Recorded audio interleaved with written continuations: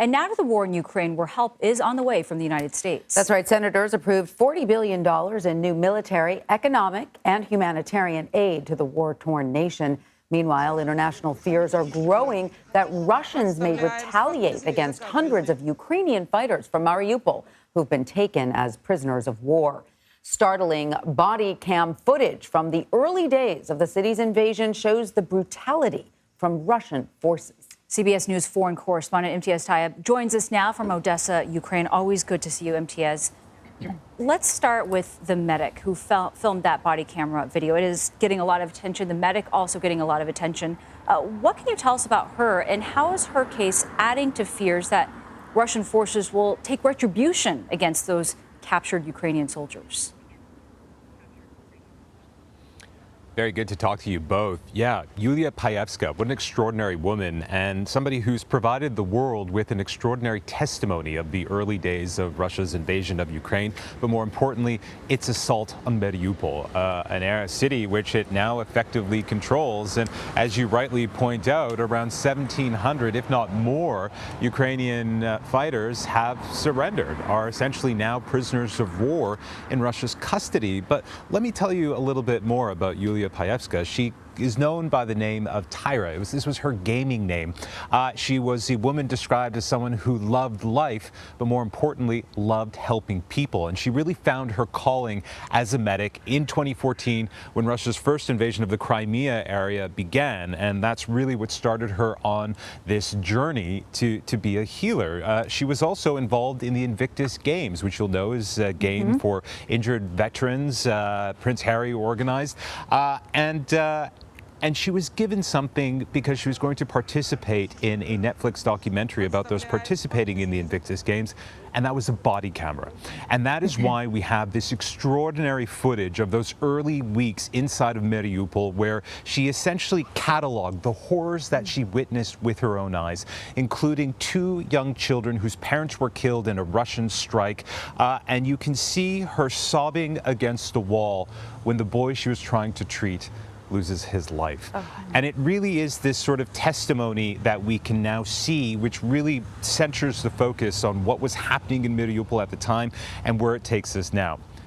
She has been taken into Russian custody. We understand that that happened on the 16th of March. She wasn't heard from until she appeared on Russian television, and the images are shocking, to say the least. She was hooded, that hood was taken off, and she was described by the Russian narrators, for lack of a better word, as an animal, as a beast. And they accused her of being a Nazi, and even said that her haircut was similar to Adolf Hitler's. And the reason this is significant, not only for the horrors that this woman is experiencing, is we talk about these 1,700 Ukrainian forces who are now in the hands of Russians as prisoners of wars. There's something called the Geneva Convention. There are laws when it comes to prisoners of wars. And seeing her on Russian television like that is a violation of that. Now, we don't know what's happened to her since, but we do know that these Ukrainian fighters are now in the hands of Russia, and we don't know what's going to happen to them either. Now, a lot of pressure is being put on Russia to treat these prisoners fairly. We know the Ukrainian government is calling for prisoner swaps so that abuses don't occur. But when we look at what happened to this woman who managed to bring the story of Mariupol out by essentially slipping a tiny memory card into a tampon and giving it to a journalist from the Associated Press, who was then able to show it to the world, that was such a threat to Russia that she's paraded on their TV screens. Well, that's certainly very concerning. And of course, not only are we concerned for her, but many people are concerned for those many Ukrainian fighters who fought so hard against those Russian forces in Mariupol. Yeah, we're thinking about all of them. What incredible bravery she displayed. Imtiaz, I want to pivot a little bit and get back to Ukraine and the ports, right, and the infrastructure there. There have been calls for Russia to reopen Ukraine's vital ports. Why is it so important that that happens, and what will it take for Moscow to comply? It's such a vital and important question. You know, when we think about Russia's invasion of Ukraine and all the horrors that, frankly, we've seen on this country, and they are horrors, and the people of Ukraine are suffering, unspeakable horror, there's a huge knock-on effect to that. And we have to acknowledge the fact that we live in a very globalized society, a globalized world. And let me throw some numbers at you. Ukraine is responsible for 30% of the world's wheat.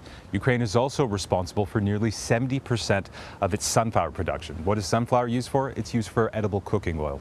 All of that goes to the world, mainly to developing countries which desperately need this food, which desperately need these supplies. But Russia is blockading the Black Sea, and that is why this desperately needed food, which would normally make its way to places like Egypt, to sub-Saharan Africa, to Somalia, even to places like Lebanon and beyond, where these countries rely on subsidized wheat and rely on these food supplies. Well, what we're hearing from the U.S., from Secretary Blinken, he's saying that we're looking at a food catastrophe and that Russia is holding these food supplies hostage. And he's urging leaders in Moscow to do something about it, to open up this blockade, to ensure the safe passage of these ships carrying these supplies so we don't have this terrible, terrible food crisis. Now, Russia is saying, hang on a second, we've just been sanctioned. So much of our economy is in tatters. We, of course, I feel very sorry about that, but what they say, and this is a direct quote, what's happening in Ukraine is a separate matter. They say many of our goods have been sanctioned. Now, let's be clear, sanctions are very complex. Russian fertilizer is not sanctioned, Russian grain is not sanctioned, but there are metrics around that kind of stuff that are. And the bottom line is this: until Russia agrees to allow this grain out and allow these other vital food supplies out, we are looking at a very serious food crisis affecting tens of millions of people in many, many countries around the world. And so that, of course, is extremely alarming. There are plans being made to try to move some of this wheat and all of this other food aid via road. But how do you create a global food supply chain in a country in war? You know, we were just in a place called Mykolaiv, which is a port city that Russia has targeted. And while we were standing there, we could hear the sound of artillery shelling every minute or so. And how do you create a global food supply chain if you have artillery shelling every minute or so? And that really is the paradox of all of this, is that you have the UN, you have the US, you have all these countries in the world saying we want to do anything we can to get this food out of here, but Russia remains in the way, guys. Imtiaz Tyab in Odesa, thank you so much for sharing your sobering reporting with us. We appreciate it.